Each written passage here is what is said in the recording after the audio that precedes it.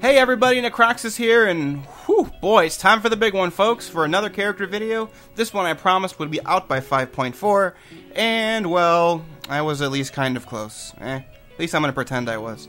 Today we're examining the Ghost Wolf Logosh, who was the scion of Goldrin, the leader of Stormwind and the High King of the Alliance, the illustrious, the awesome, the magnificent Varian Wrynn. I'm going to cover a little bit of Varian's history, actually a lot of it of Varian's history, and then explain at the end why the Alliance's role at the end of 5.4, the Siege of Orgrimmar, specifically Varian and his reactions and his actions, probably don't make much sense to me. So let's get started with his history, shall we? Varian Wrynn was born to King Lane and an unnamed mother in the city of Stormwind, and as such was the heir to the kingdom of Azeroth. Typical of the princes and princesses of the time, Varian's childhood could be described as nothing less than idyllic, joyful, and prosperous. However, as did the kingdom he would one day grow up to rule, all of this changed with the coming of the orcs. While Stormwind enjoyed some early victories due to its champion, Anduin Lothar, the loss of the First War would be assured with the death of Stormwind's king. The orcish female Garona, who would become an unlikely ally to Varian's father, betrayed him to the mysterious orcish Shadow Council and its leader, Gul'dan. She cut out King Lane's heart while Varian watched helplessly, and soon the Horde completely overran the kingdom. Lothar, who had survived, acted as Lord Regent in Varian's stead, and fled Stormwind with a young Varian and what few survivors he could gather, and took them all north. Lothar, Varian, and the Kirin mage Khadgar believed the only way humanity could survive against the monstrous Horde would be as if they warned King Taranis Menethil in Lordaeron.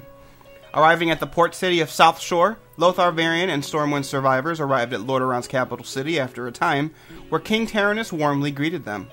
And despite Varian's age, Taranis treated him as an equal king. Ultimately, Lothar and Varian convinced Taranis to call together a meeting of the various human kingdoms and their allies, which would grow to become the Alliance of Lordaeron. Throughout the conflict that would be known as the Second War, Varian remained in Lordaeron's capital city, where he would grow to become friends with Taranis' son, Arthas. He would eventually call Varian his best friend, and they built up a friendly rivalry. Varian repeatedly sparred with Arthas, who was less athletic than him, in order to toughen him up to become a better paladin. Arthas was also one of the few people to ever see Varian break down into tears regarding his father's assassination. So strong was their friendship that years later Arthas would recall how Varian told him of his father's death by stabbing right through the heart, mere seconds before Arthas did the same to his own father. And after Lordaeron's fall and Arthas' ascension to Lich King, Varian saw him as the ultimate traitor to everything him and the Alliance would stand for. The Second War would come to an end, however not without the death of Anduin Lothar at the hands of the Horde's war chief, Orgrimmar Doomhammer. His death would mark a second father figure killed by the Horde that Varian was forced to live through. Despite the loss of the Alliance's supreme commander, Stormwind would finally be retaken and rebuilt. And at the age of 18, Varian officially is crowned King of Stormwind, much to the pleasure of King Taranis. He grew to see Varian as a second son, and it was he himself who urged the Alliance of Lordaeron to fund the rebuilding of Stormwind City. Varian had grown into a clever and noble king, one that Taranis believed would be perfect to lead the survivors of Stormwind into a new age. The city's reconstruction can almost wholly be credited to a group of artisans and builders known as the Stonemasons, led by a man named Edwin Van Cleef. The Stonemasons legitimately wished to forge a new future for themselves and their kingdom, and aspired for the riches that would follow them following their completion of the city's reconstruction. During his early years as king, Varian would leave Stormwind under the stewardship of his House of Nobles as he traveled to the corners of his kingdom. He would travel to the corners of the kingdom to protect his people from orc raiding parties, meeting with spies, and searching for Garona Halfworkin, having not forgotten her assassination of his father. After many months, Stormwind's construction was completed, and it is said that the second incarnation eclipsed even the once pristine condition that Stormwind had prior to the First War. Around this time as well, Varian married a woman named Tiffin Elarian, and soon they conceived a son. He would be named Anduin after the fallen Lion of Stormwind himself. However, where Stormwind prospered, the Alliance of Lordaeron fractured. Quel'Thalas, the High Elf Kingdom, seceded from the Alliance out of protest of Taranis' decision to imprison the orcs rather than execute them. Following the elves were the kingdoms of Stromgarde and Gilneas, and eventually the magical city of Dalaran unofficially withdrew as well to continue their magical studies on their own. Not Stormwind, though. Varian vowed he would stand by King Taranis' side as the Alliance stood by his side in his time of need. But soon Stormwind would see its own separate troubles. With Stormwind's construction completed, the stonemasons demanded compensation for their completed services from Varian and the House of Nobles. But the nobles, under the influence of noble Lady Katrana Prestor, refused to pay the guild for their work. They were instead given a meager compensation, and Varian was unable to push either side from their position. There were rumors that Katrana Prestor, who would eventually be revealed to be the human form of the Black Dragon Onyxia, was controlling both half of the House of Nobles and half of the stonemasons, purposefully creating an unsolvable strife. Because the nobles' refusal to properly pay the guild, Edwin Van Cleef and the stonemasons set to riot in the streets, demanding what they had worked for. This riot was dangerous and extremely chaotic, and ultimately Queen Tiffin was killed by a thrown rock during the mayhem. Van Cleef and his guild would leave and flee Stormwind to Westfall, changing the name of their group to the Defias Brotherhood. And so again, Varian was witness to the death of an extremely close member of his family. But this time he was unable to properly cope. He fell into a great depression, one of which Onyxia, still hidden as Katrana Prestor in his council, used to her advantage. She ensorcelled the young king for nearly a decade, spanning the entirety of the Third War, and began to outmaneuver him politically, with her now increasing control of both the king himself and Stormwind's House of Nobles. And yet one light remained in Varian's life that allowed him to begin fighting off her magical effects: his son, Anduin. The young prince was growing up, and soon Varian would reassert his control over Stormwind's government, vowing to create a new and better world for his son and his people. Following the Third War and Jaina's cooperation with Thrall's Horde and the Night Elves, Varian traveled to Theramore to speak with her regarding relationships between the Horde and the Alliance. Unfortunately, he was captured by the Defias en route, who had been tipped off to the king's trip by a spy within Stormwind City itself. Varian was taken to Alcaz Island and held prisoner there for a time. Meanwhile, with Varian now missing, Bolvar Foredragon, Paladin of the Silver Hand and longtime friend to Varian himself, was named Regent Lord. Lady Katrana Prestor also became a royal advisor and managed to convince Bolvar to have a 10-year-old Anduin crowned as king. However, actual political power would remain in Bolvar's hands until Varian returned, or when Anduin turned 18 himself. Still, Varian managed to somehow escape the island, but only barely. He was found half-drowned and suffering from memory loss on the shores of Durotar. A caravan of orcs led by a gladiator trainer named Rhaegar Earthfury enslaved the king after he successfully fought off a gigantic crocodile using only a stick. Varian, now nicknamed Crocbait, was taken to Orgrimmar with 2 other slaves, a Night Elf druid named Brol Beermantle, and a Blood Elf rogue named Valera Sanguinar. The 3 were taken to Orgrimmar to fight in the Ring of Valor, the city's secret training grounds. While initially refusing to fight for the orcs' amusement, Varian eventually took arms to defend his 2 teammates, with whom he had grown close. Brol, attempting to help Varian recall his past, helped the king recall a memory of himself as a child in the city aflame. Rhaegar Earthfury, who was pleased with his team's success, allowed them into the Crimson Ring's secret armory within Orgrimmar. It is here that Varian saw a familiar-looking lion-headed plate belt, and unbeknownst to any in its attendance, it actually was once owned by Anduin Lothar himself. Seeing the belt triggered another memory within Varian, one in which he was a child and stood on the deck of a boat in a great storm with Lothar himself. After a string of gladiatorial victories, the orcs crowned Varian Logosh, meaning Ghost Wolf in their native tongue. Following this victory, Logosh and Brol were taken to Thunderbluff and underwent a ritual in the Pools of Vision to reveal more about their past.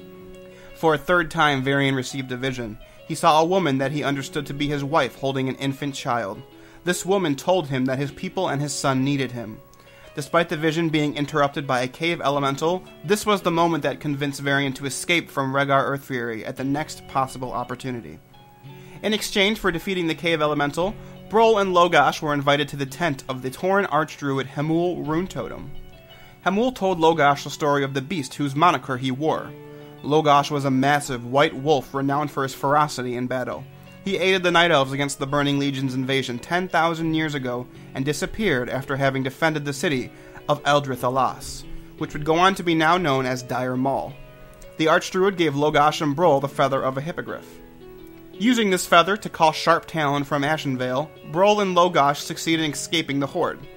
The 2 would then go on to aid the Night Elves in several important tasks, including helping the Silverwing Sentinels defeat the Warsong Outriders, and finding the missing idol of Remulos. They were then summoned to a dinner by Tyrande Whisperwind, where Logash and Brol recounted their feats, and as such the High Priestess decided to send the two of them to Jaina Proudmoore at Theramore, hoping she would be able to help Logash regain his memories. At Theramore, Jaina, with the help of Egwin, who had been serving as Jaina's advisor under an assumed name, began breaching the dark magic surrounding Logash's memories. While not able to uncover and restall all of Varian's memories, she was able to discern that Logash was in fact Varian Wrynn, the lost king of Stormwind. During their voyage, a group of Naga attacked their ship, and Logash and the Naga's leader, Morgalla Darksquall, fought. It was during this duel that Varian received his notable horizontal and vertical scars across his face. Also during this battle, Logash recalled more of his lost memories. He remembered the Defias abducting him en route to Stormwind, and Morgalla's forces attacking him on Alkaz Island for ransom. He remembered the death of Tiffin and the day he was crowned king. With all of his memories, except some parts of his abduction, returned to him, Varian killed the Naga and their party made their way to Menethil Harbor. And meanwhile, while Logash made his way to the harbor, Stormwind celebrated the return of another King Varian. However, this Varian in Stormwind was arrogant, frivolous, and interested in Katrana Prestor. The people of Stormwind were simply told that the Defias ransomed him back, paid for by a painful new tax. Anduin was distressed by this Varian, who was apparently only concerned with spending more of his people's monies, and he deferred to Lady Prestor in matters of the kingdom's affairs. At this time, Logash, Brol, and Valera arrived at Menethil Harbor, where they accidentally found themselves in a bar filled with Defias members. During the fight, Logash met an emissary of Magni Bronzebeard, King of Ironforge. With the bar fight over, Varian interrogated a dying Defias mage, who revealed that their employer paid them a vast sum of Stormwind gold to abduct the king, and before he died taunted Logash that his son would be killed. As Logash and his friends began to make their way to Ironforge to meet the king, Magni Bronzebeard himself arrived in Stormwind to meet with this supposed King Varian and Bolvar Fordragon. Magni requested Stormwind troops to help him fight against the Dark Iron Dwarves. However, this Varian was convinced by Lady Prestor not to aid their dwarven allies, and Magni left disappointed. Before taking the Deep Run tram back to Ironforge, Anduin met with Magni and told him he also suspected something was wrong with his father. Spending some time alone with his father now, Anduin began prying into what he could remember about his capture. This Varian revealed that his past was blank, and that he could not recall any memories from before his capture. It was during this meeting that Anduin impressed his father with his archery, and Varian agreed to Anduin's request that the details behind his disappearance be further investigated as a reward for his hard training. Logash's party then arrived in Ironforge and met with King Magni, who believed that somebody was secretly orchestrating these events. Magni reveals that he had enlisted the aid of Bolvar Fordragon and a marshal named Reginald Windsor at the behest of Anduin, who also began to think his father was actually an imposter.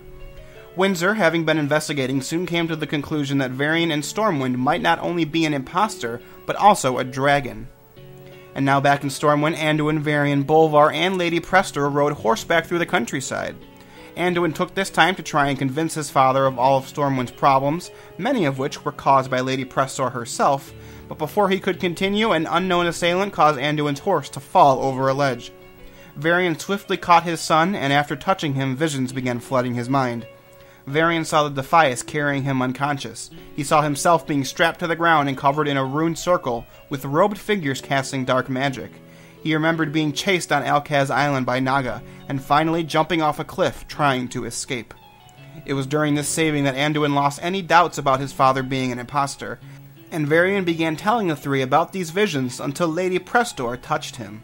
Bolvar began believing that Varian becomes befuddled when around Lady Prestor and loses his respect and honors for others.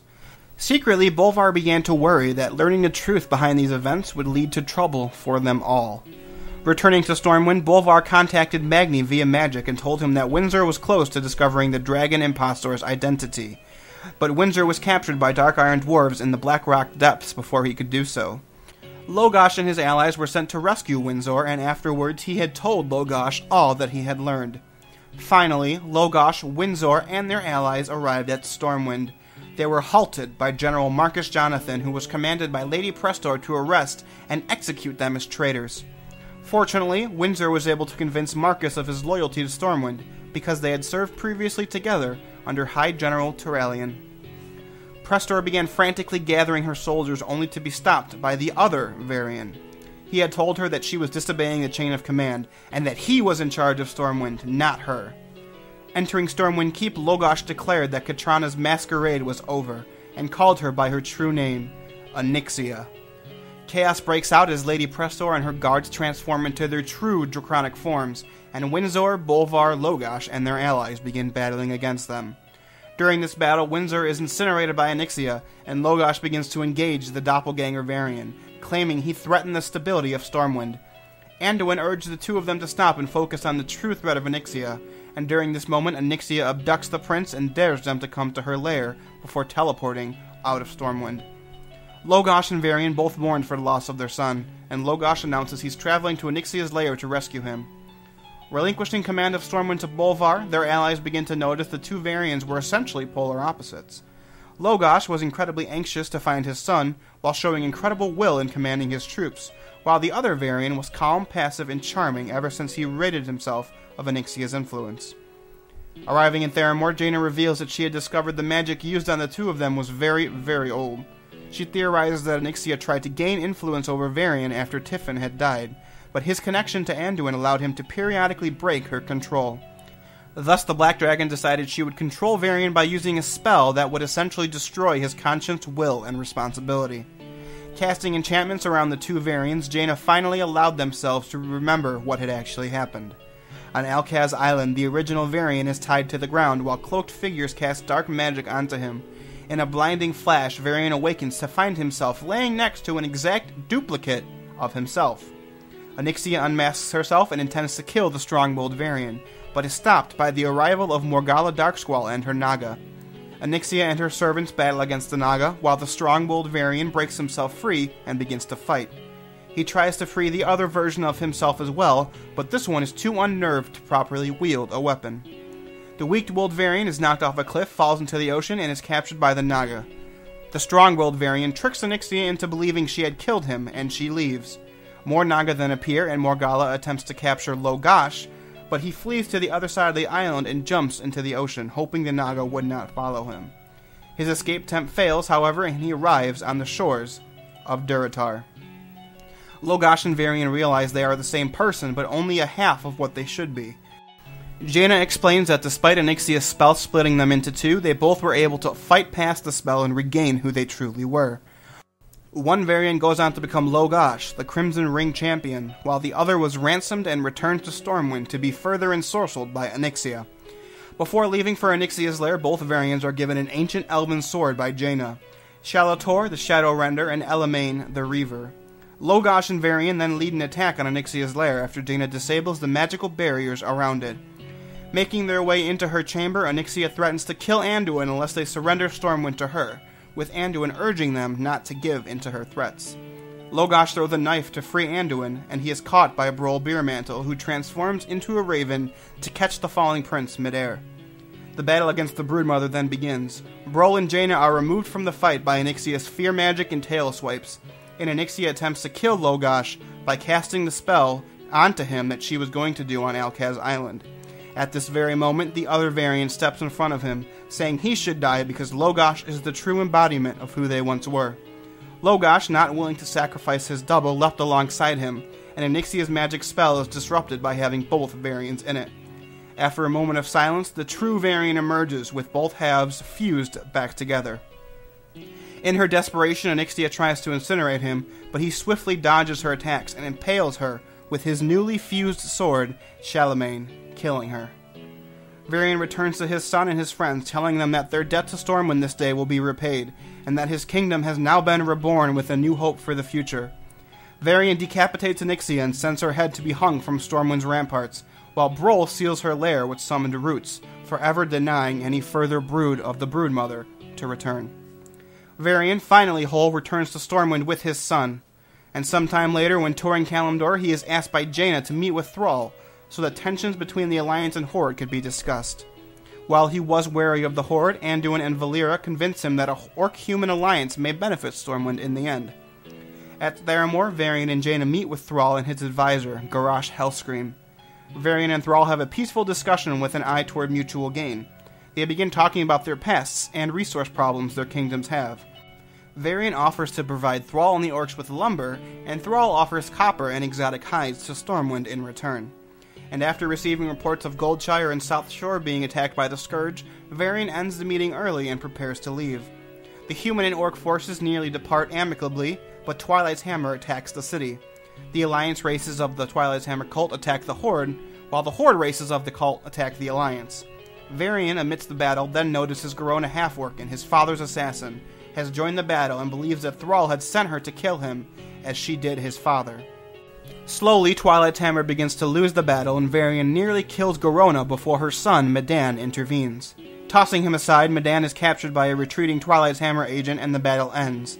It is here then that Garrosh accuses the Alliance of orchestrating the attack, while Varian accuses the Horde, specifically Garrosh. Despite being highly suspicious of the Horde's actions, Varian decides to interrogate Garona and cover her true motives before acting. However, Garona was ensorcelled by some magic to believe that she had planned the entire attack herself, and she tells Varian that her mission was to kill him and her son. Enraging the king, Varian moves to kill her before Jaina stops him, claiming Garona as a prisoner of Theramore. Valeera convinces Jaina to allow her to stay and reveal Garona's masters and deal with the threats against him and his son while he begins preparing for his campaign against the Scourge. Varian agrees but declares he will no longer attend any more peace summits with the Horde, and after the Scourge is defeated he will return to Theramore and claim Garona for execution. Returning to Stormwind, the city is attacked by the Scourge after the Lich King's awakening. Varian fights alongside Bolvar and the two are successful in repelling the undead forces. In light of this new threat, and with the news that the Horde is sending the Warsong offensive to Northrend, spearheaded by Garrosh Hellscream, Varian founds the Valiant's expedition and charges Bolvar Fordragon himself to lead it. Eventually, the expedition allies itself with several unfriendly factions and becomes the Alliance of Vanguard. Shortly after the war against the Lich King begins, the Death Knight Tharasian travels to Stormwind at the behest of High Lord Tyrion Fordring. Tyrion sends a personal request to the king to allow Death Knights of the Ebon Blade into the Alliance. Varian tells Thasarian that only because one of the greatest paladins to ever live vouched for him that he will agree and allow the Ebon Blade Death Knights into the Alliance. Sometime later, the Horde and the Alliance forces in Northrend jointly attack a Scourge stronghold known as Angrathar the Wrathgate. During this attack, Sylvanas' second-in-command, the Dreadlord Varian stages a coup with Grand Apothecary Putris, coating the battlefield with blight. Most of the Horde and Alliance forces die in the betrayal, and everyone believes Bolvar Fordragon to be amongst them. Seeing Bolvar as his brother, Varian is overwhelmed with anger and sorrow at the news of his death. He believes that Putris and Varian actions are an act of treason on the Horde's part, and sends Jaina to Orgrimmar to uncover the reason for the Horde's betrayal. Jaina returns telling him that Varian and the Royal Apothecary Society have betrayed the Horde, and that the Horde no longer control the Undercity. Varian and Jaina then immediately gather an army and attack the Undercity themselves, hoping to reclaim it for Lordaeron and bring Putris to justice. Inside the city, Varian is utterly disgusted at the condition to which Sylvanas had changed it, and in the process discovers dozens of humans' corpses that the apothecaries have experimented on in order to develop their Forsaken Blight. Eventually they track Putris down and kill him, but Varian is not satisfied with just this. He confronts Thrall and declares that peace can never be achieved, and a fight breaks out between the two factions. Before Thrall and Varian can kill one another, however, Jaina teleports the entire Alliance army back to Stormwind, Varian himself included. It is during this battle that Varian officially declares war upon the Horde after witnessing the Forsaken's experiments, resulting in Bolvar's death. Sometime later, when Yogg-Saron escapes his prison in Ulduar, Varian agrees to a meeting with Ronan, Jainin, and Bran Bronzebeard. While Ronan and the king are discussing strategy, Thrall and Garrosh arrive prematurely, leading Jaina to warn them not to enter the room. Seeing Thrall and Garrosh enrages Varian, and he demands to know why they are there. Garrosh insults Varian and draws his weapons, with Varian doing the same. Garrosh charges at Varian, knocking Jaina out of the way, and the two come to blows before Ronan breaks up the fight. Ronan calls for each faction to work together against Yogg-Saron, or they will not be able to defeat him, to which Varian retorts that more men died from the Horde's treachery at the Wrathgate than the Scourge's, and he essentially withdraws Alliance support from battling Yogg-Saron's forces. Before teleporting out with his men, he tells Thrall and Garrosh that he hopes Yogg-Saron takes them all. As Tyrion Fordring stages the Argent tournament to find worthy warriors for the final assault on the Lich King, Jaina is accompanied by Varian and attends the tournament with various representatives and champions of the Alliance. Finally, as the Ashen Verdict marches on Icecrown Citadel, Jaina and Varian accompany the Alliance forces into assaulting the Lich King's headquarters. Despite a clash between Muradin Bronzebeard and Varrock Saurfang's forces, and with Muradin refusing to allow Saurfang to pass and retrieve the body of his son, Varian intervenes. He voices his respect for a fellow warrior, and allows Saurfang to claim his son's remains. Sometime after the death of the Lich King, Stormwind is attacked by the Emerald Nightmare, cursing most of its populace with a deep, terror-filled sleep. Varian was able to escape this by using an anti-dreaming potion, but his son was not. During the Nightmare conflict, Malfurion Stormrage gathers an army of survivors to attack the Nightmare, and do battle with the Nightmare Lord and his army of corrupted creatures. Varian is tasked with leading this army, but refuses to lead any army with Horde members, still bitter and distrustful of them regarding Bolvar's death. Fortunately, Malfurion is able to convince Varian to put aside his hatred for the moment on the behalf of his son, who was still trapped in his own personal nightmare. Though many of the Horde were wary to serve under Varian, the efforts of Bane Bloodhoof eased their fears, and soon Azeroth was united against the Nightmare. Varian leads the diverse army in the Emerald Dream, and was able to keep the army preoccupied while Malfurion and Thura, the Orc hero Broxigar's niece, defeated the Nightmare Lord. Even as their battle grew dire, the legend of Logosh inspires Varian's men, and they catch glimpses of the wolf's countenance upon Varian's form. Following the Nightmare's defeat, Varian attends Tyrande and Malfurion's wedding. And during the elemental unrest preceding the Cataclysm, Varian is present at the discussion about the recent earthquakes in Stormwind with the other leaders of the Alliance. He also defends his city when elemental forces attack it. Immediately before the shattering, Varian is informed of an attack on a Night Elf convoy and its goods stolen. With the peace treaty between the Horde and the Alliance following the Lich King's death still in its infancy, the attack leaves everybody on edge. Varian automatically assumes Thrall ordered the attack, but Jaina comes to the Orc's defense by saying Thrall probably did not authorize them. Jaina then mentions the Defias as an example of Varian himself not being able to control all of his own people, and this angers him, drawing out the Logosh personality. He accuses Jaina of being a poor judge of character, citing Arthas as the prime example, and calls her a mewling pacifist. Anduin overhears this and is disgusted with his father's opinion towards pacifism, something which he himself also believes in. He does eventually apologize, however, and sends an emissary to Thrall to question about the attack. Varian demands Thrall publicly denounce the attack, make a reaffirmation of the peace treaty, send all offenders of this attack to Stormwind, and publicly reprimand the savagery in which the attack was committed. Thrall refuses to reprimand the savagery or apologize for the murders, hurting his opinion in the eyes of the other Alliance leaders. Concerned with his Logosh personality's aggressive outbursts, Varian sends Anduin to Theramore with Jaina, and then finally to Ironforge so he may train in martial arts with Magni Bronzebeard. Him, Anduin, and Jaina also attend Magni's funeral after the dwarf is turned to stone. But Magni's death leaves a power vacuum, one his daughter Moira was eager to fill. She and her Dark Iron dwarfs took over Ironforge and held everybody in the city hostage, including Anduin. Varian then takes a team of SI-7 agents into the city with the objective to kill Moira herself. But as he is about to finish the deed, Anduin stops him, noting that she is still the legitimate heir, and her death would cause an even greater power vacuum and further chaos. Anduin notes that if Moira and her child, the half-Bronzebeard, half-Dark Iron Daggerin, survive, then one day all of the Dwarven clans may be able to reunite under one banner once more.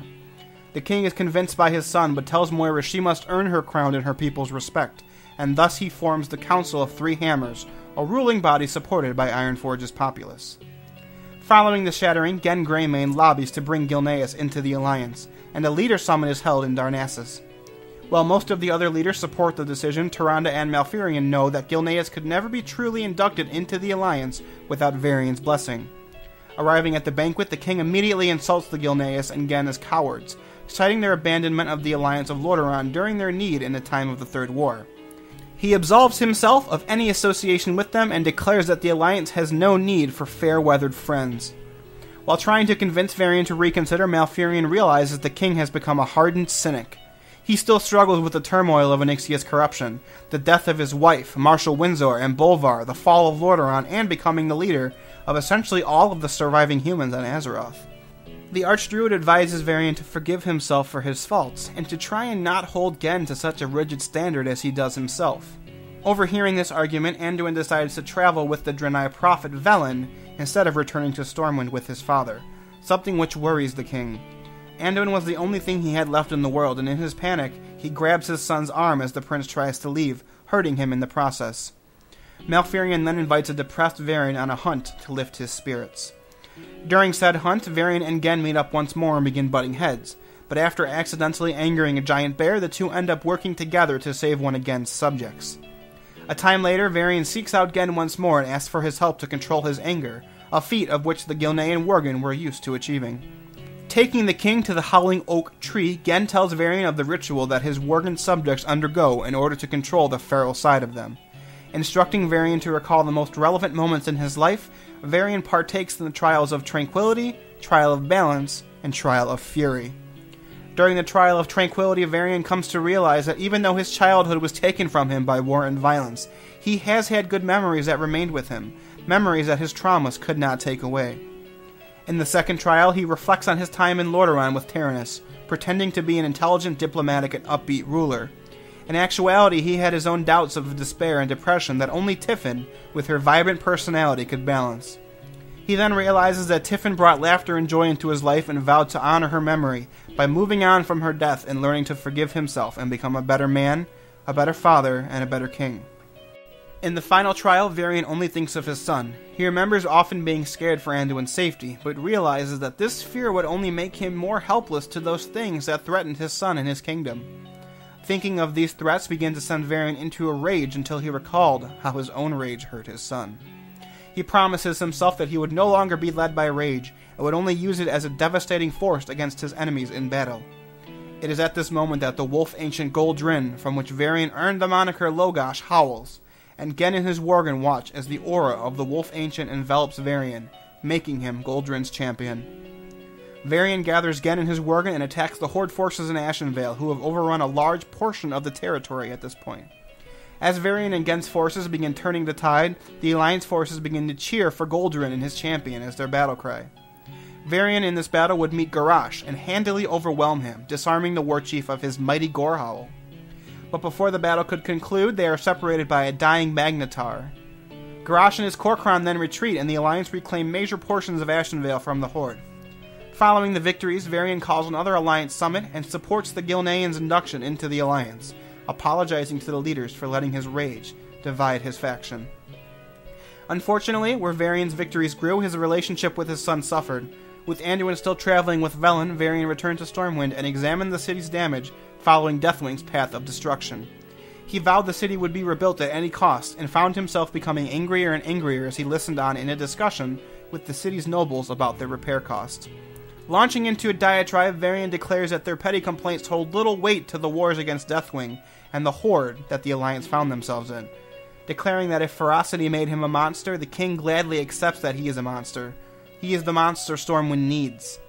As he finishes his rant, he notices Anduin had returned, and the prince leaves quickly, believing his father's state of mind to be no different from when they first parted in Darnassus. Speaking with Jaina and Archbishop Benedictus, Varian wonders if Anduin has the strength to lead Stormwind, especially in the time of war. The two advise the king that Anduin is strong, but has a different strength. He is attuned with the light. Benedictus suggests that times have changed, and they must all change with them. He ponders if strength like Anduin Lothar's is really necessary anymore, or if the world yearns for someone new. The Archbishop later arranges for Varian and Anduin to reunite at Tiffin's grave in the Stormwind Cemetery, and provides Varian with the key to Tiffin's locket that had been locked for years. Benedictus tells the two that now is a good time to remember the more pleasant and fond memories, and leaves to give them privacy. Anduin questions his father if Azeroth was dying, to which Varian responds with he believed the world was based on cycles. He says death, kingdom, and kings come and go, but truth, honor, and duty last forever. Varian adds that love also lasts forever, and he personally believes it outlasts everything. Varian then gives his son the locket and the key, while the prince confesses he wishes he could be a strong king like his father was. Varian tells his son that his own courage and strength far outweigh his own, and where he was rigid and inflexible against the winds of change, Anduin bends with them, and thus becomes unbreakable. He tells Anduin that this was the strength his mother had, and will make him the greatest Wrynn king in history. During this time, Twilight Hammer assassins begin closing in on the two, but not without the king and prince noticing. After a fight breaks out, Varian protects Anduin with the Shalamane, while Anduin uses his bow and arrow to attack them from a distance. Eventually, the assassins summon a Draconid, and Varian, slowly losing the fight against it, prepares to sacrifice himself to save his son. He tells himself before he dies that this is how always it ends with Wrynn kings, and charges towards the beast. However, Anduin places a barrier of light between the two and attacks the Draconid with holy magic, burning away its armor, and allowing Varian to strike the killing blow. The king and the prince then arrive at a ceremony marking Stormwind's Remembrance Day where the people honor their past heroes, and it is here that Varian gives a speech. He states that in the past they relied on strength and steel to forge their destiny, but it is not the only way. In order to restore the world to what it was, a time will come when leaders will need to be healers instead of warriors. Only then can they cure the ills and achieve a lasting peace. The king then watched with pride as his words stirred the hearts of his people, and they cheered for the new direction Stormwind would be heading in. During the war against Deathwing, Varian sends aid to Sentinel Hill after a resurgence of the Defias led by Van Cleef's daughter, Vanessa, begins to set the city on fire. He also asks his son to oversee why an operation to assault Twilight's hammer in the Twilight Highlands keep getting delayed. Anduin's investigation unravels the Twilight Hammer plot, exposing a major within Stormwind as an operative. With the operative dead, Varian sends Alliance soldiers into the Highlands to assist his forces there. And following Deathwing's defeat, the Horde moved to conquer Kalimdor and target Theramore as a target to destroy. Jaina requests reinforcements from Varian, who sends the vast majority of the Alliance's fabled 7th Legion to Theramore, with his finest generals in tow, including General Marcus Jonathan. This, however, ultimately would end in an Alliance overwhelming defeat, as Garrosh uses a mana bomb to annihilate everybody at Theramore except Jaina herself, and reducing the city to a crater.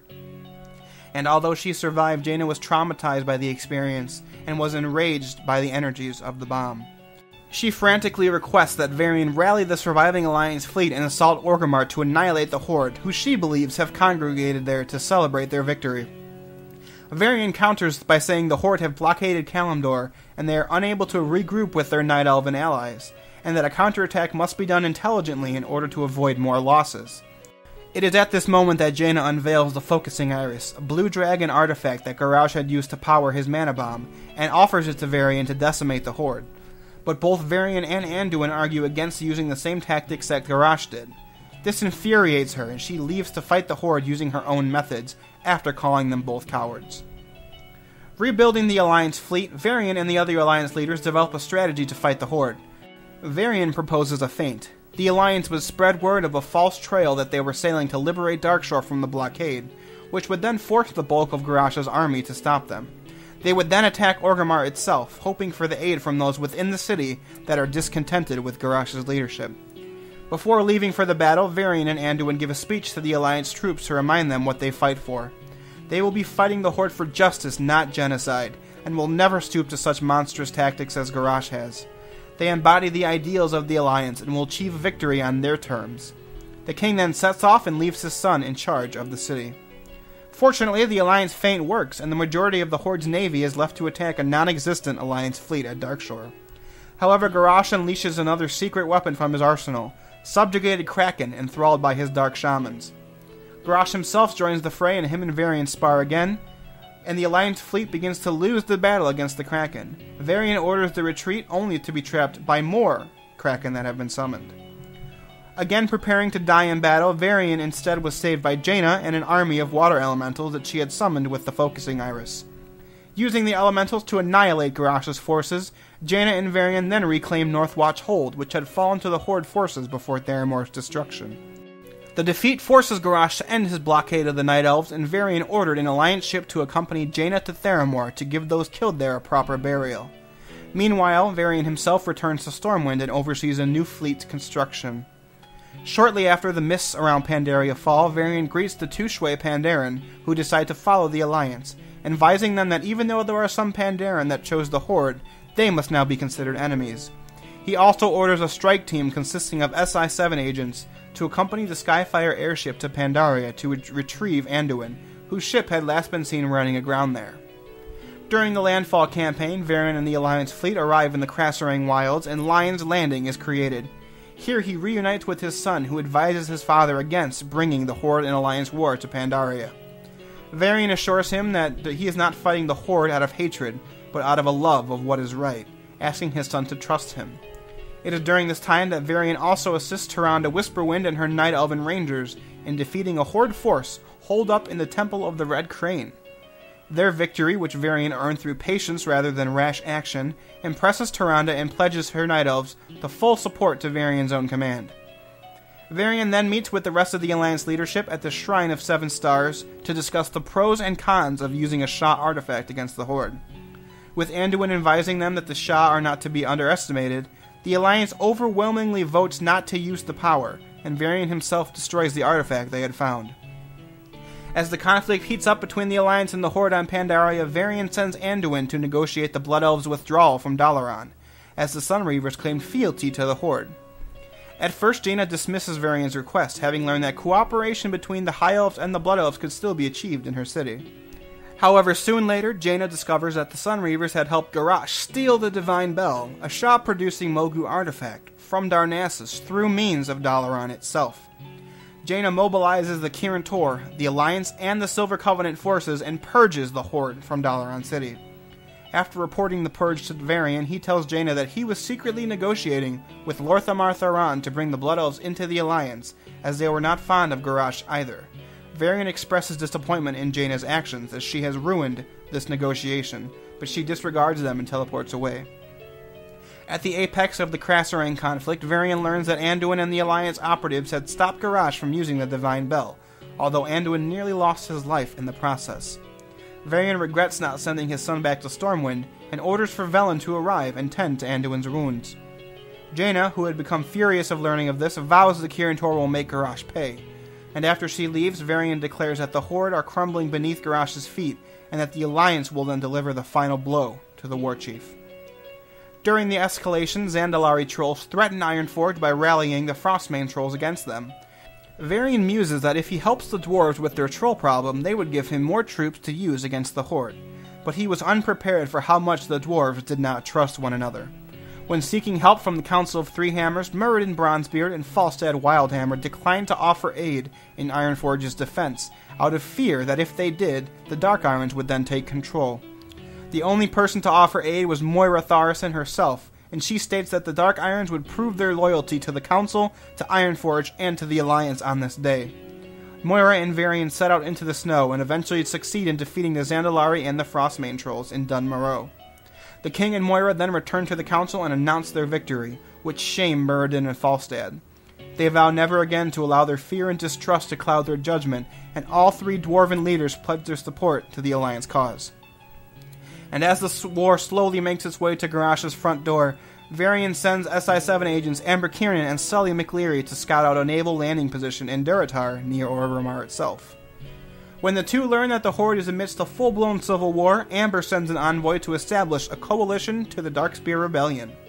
By agreeing to give supplies to the rebels, the Alliance secured a beachhead for their forces, a notion that Varian supported. He commends the Alliance operative for securing the detail, and states that even though he does not trust Vol'jin in the slightest, Horde-killing Horde will always work to the Alliance's benefit. He states that he is preparing the Alliance's fleet for an assault on Durotar. And finally, during the siege of Orgrimmar, Varian and Jaina assault Bladefist Bay, which the rebellion fails to take for them, in order to secure a landing spot for the Alliance forces. Sending operatives further into the city to take down Garrosh, Varian and the Alliance leaders eventually make their way to Garrosh's new throne room underneath Orgrimmar itself. After the Warchief's defeat, Varian and the Alliance leaders, and Thrall and the Horde leaders begin to argue over what to do with the defeated Garrosh. Terran Zu, the leader of the Shadow Pand, who was also in attendance, suggests taking him to Pandaria to stand trial for all he had done, something which Varian and Thrall both agree. While both factions discuss what to do next, Jaina tells Varian to use this opportunity to dismantle the Horde once and for all. Preparing his royal guard for battle, Varian approaches the Horde leaders and demands to speak to their warchief. When Vol'jin steps forward, Varian declares that the Horde have committed multiple atrocities, but some amongst them stood against Garrosh. He tells Vol'jin that because of this he is willing to end the bloodshed, but if the Horde fail to uphold honor as Garrosh have done, the Alliance would end them. Alright, with that super long history out of the way, let's move on to Varian's personality, shall we? Varian is a strong ruler with an undying love for his son and his people, and has demonstrated multiple times that he would willingly give his life to save them. He is driven by the principles of truth, honor, and duty, even in the face of all of the death, betrayal, and corruption that he has endured. And even though he has perfectly valid reasons for distrusting them, he has shown willingness to work with the Horde and meet with their leaders for peace several times. At least until the events of the Wrathgate. However, he still showed an adherence to his moral code by allowing Varrock Sarfang to retrieve the body of his son, as well as being willing to put an end to the Alliance and Horde war following the end of Garrosh. He values the advice of his advisors such as Jaina, and also takes into account the words of his son, whom he believes has a different but equally or greater strength than he. In combat, Varian is renowned for his strength, speed, reflexes, and strategy. Garona Half-Orcan compared fighting to him to fighting two men at once. With the blessing of Goldrin, Varian has shown to essentially never tire in combat, and many compare his fighting style to that of a wolf. He is quick to note an opponent's vulnerability, and also has shown to lure foes into a false sense of complacency and see them killed by an ambush he had set. Okay, let's get to the meat and potatoes of the video, the part that I think most people enjoy the most, because usually people who watch these videos have some kind of grasp on the lore. The opinion section. So, for this section of the video, I'm going to explain several issues I have with the Varian and the end of 5.4. Specifically, I'll be hitting three main points. 1. Why Varian's actions in leaving at the end of the Siege of Orgrimmar raid makes no sense to me, and why it feels to me as if Blizzard is simply trying to sell the Alliance on a shallow, quote, moral victory. 2. My argument as to why Orgrimmar is not an Alliance victory, but an Azerothian one, or at least a victory for both sides, and why it's clear now that Blizzard just does not understand how to write for the Alliance. 3. What would make me, as an Alliance fan, happy, and what would make me stop complaining about the Alliance's story. Now, before I begin, just let me say that I think this whole reaction to the end of the Mists of Pandaria and 5.4 story has been contentious to say the least, and I certainly have partaken in some of the insulting when I get particularly fiery.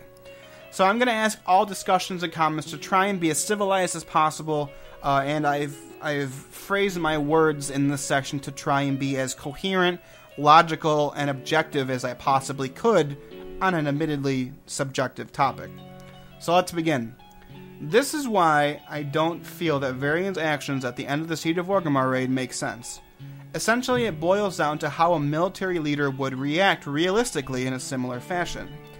Outside of some extremely rare and special circumstances, the leading commander of a militaristic faction that had just defeated its opponent would not logically leave with all of his forces and essentially just wag his finger in his enemy's face, saying, "Now don't be going doing that again," and then entirely leaving. At the very least, there would be guards stationed in the city to maintain order, especially if we are to believe Blizzard's repeated insistence that the Horde is utterly broken at this moment.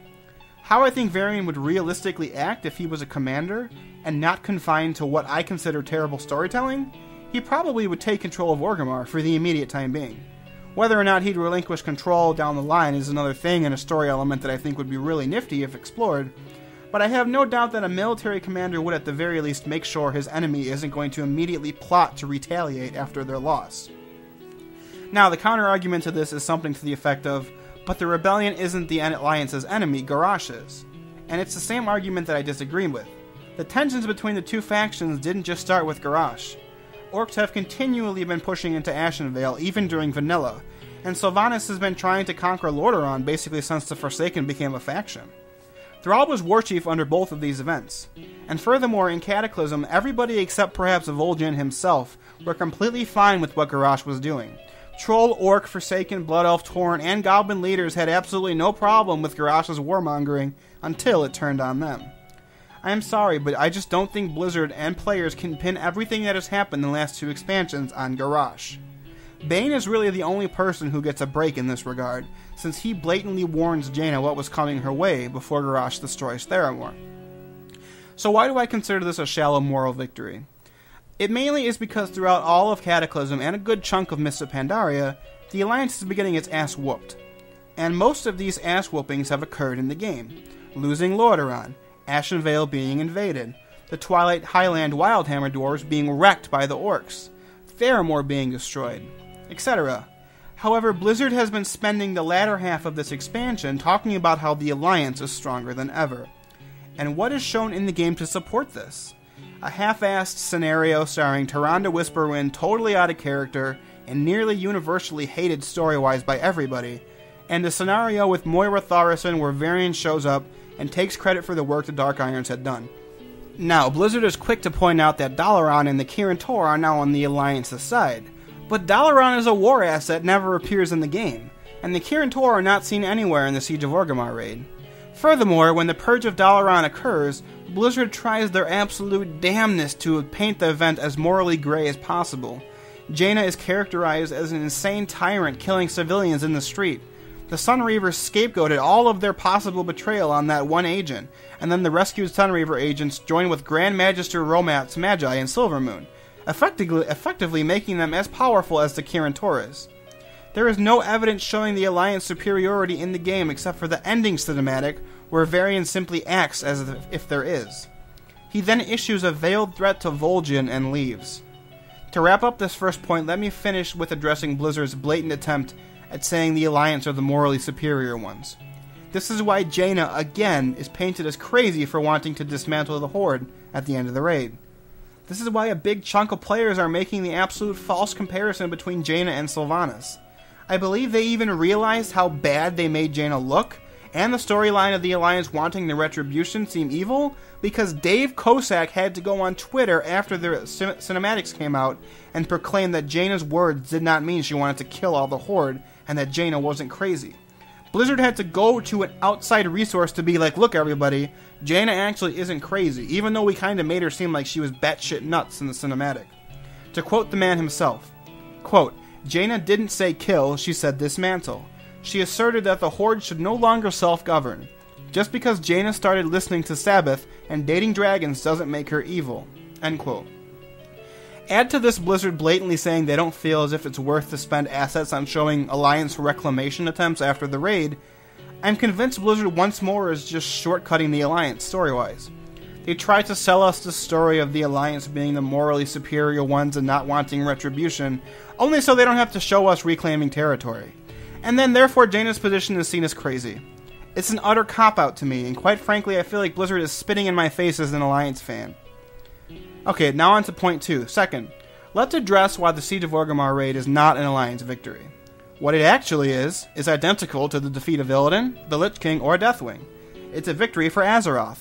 Quantifying it as a victory for only the Alliance inherently implies it is not a victory for anybody else but that faction, and that is simply not true.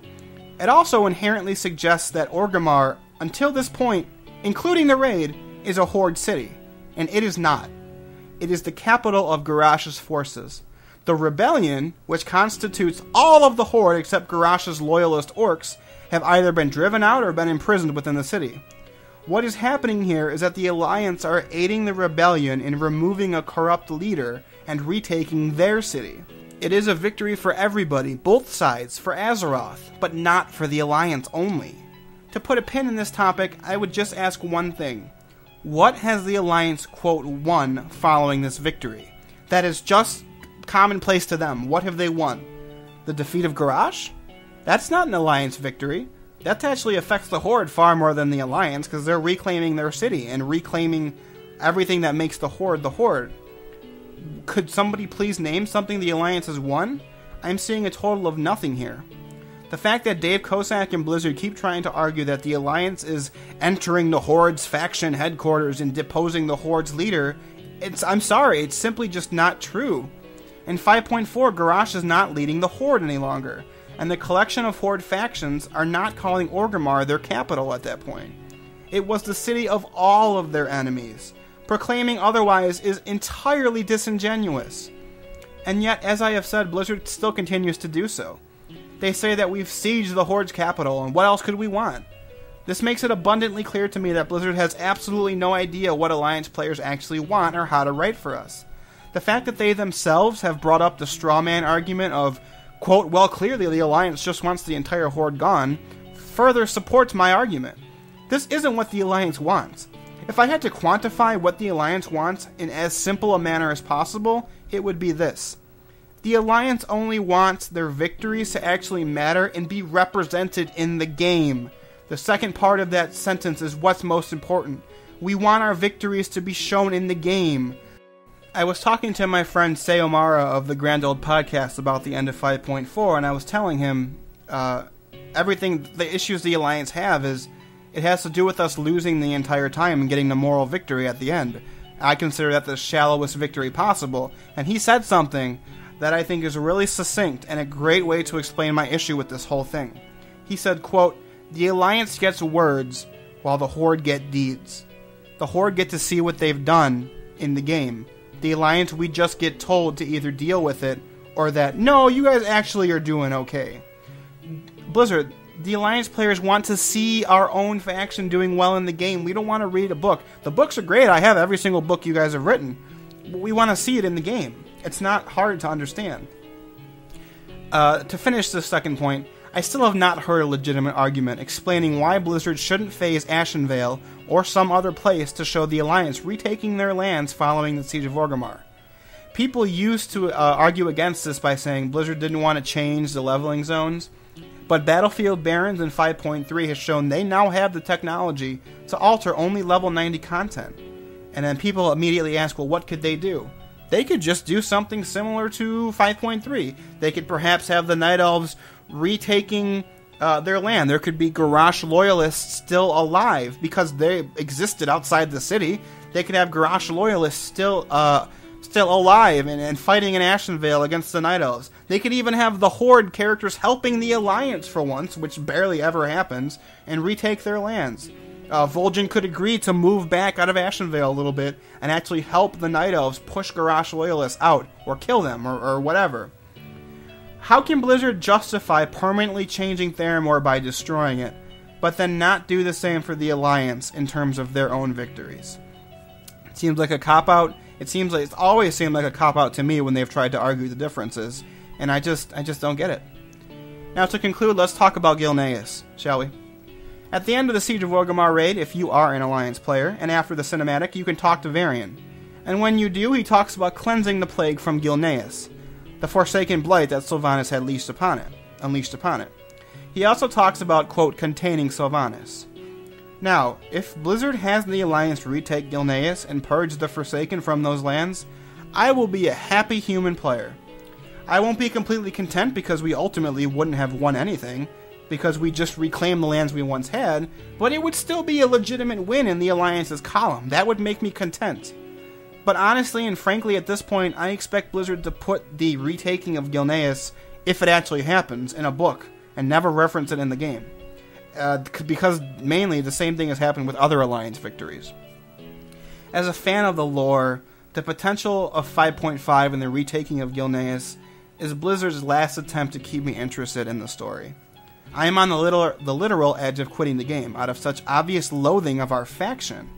This isn't a threat, mainly because I don't seriously think anyone from Blizzard listens to my videos, but I just can't take my faction acting irrationally and just plain stupid any longer. Blizzard, please. I want my fist bump moment. I want to love the Alliance again. I am tired of complaining. I'm tired of getting this shitty story. And I'm tired of being annoyed at your excuses that fall through with any sense of thought and looking into it. I wish you'd realize that when both factions have great stories, the overall experience is better for it. Having one faction dominate the other and having the losing faction have a terrible story can only go so far before everything as a whole is taken down a notch. So that's it. We've come to the end of this very, very long character video. If you've actually watched this far, go get yourself a cookie because you deserve it. Thank you so very much for watching this video. If you disagree with any premise or argument I've made, as I'm sure many of you who are watching this have already, feel free to leave those in the comments below and I will read them. I love to engage with people who comment on my videos, both who agree and disagree with me, so look for my responses. The only thing I ask is that you don't insult me or other people who you disagree with. I will pretty much respond to anybody if you have any kind of actual point to make. Even if I 100% disagree with you, I comment back to people not to fight, but just to have a discussion because I enjoy it. So if you just say something like, dude, you're a fat faggot, and then I'll probably actually just remove comments like that because not only are they not conducive, they're just bile. So yeah, if you have any comments about anything or you have any questions, let me know in the comments and I will address them. If you've liked this video, you can help me out by liking, favoriting, commenting, and subscribing, of course. However, as always, the best way you could assist me would be to share my videos with anybody you think would find them interesting. I'm always looking to introduce more people to the lore, and if you do, I will be forever grateful. If you have any suggestions for any character you'd like to see next, leave those in the comments below and I will do my best to accommodate. Thank you once again for watching, everybody. We actually just hit the minute mark in this recording, so I've stayed true to my promise. This video is over an hour. And I'll be sure to catch you next time for whatever lore we happen to look at next. Because especially in Warcraft, there is always more lore to explore, everybody. And I really do hope you do that with me. Farewell.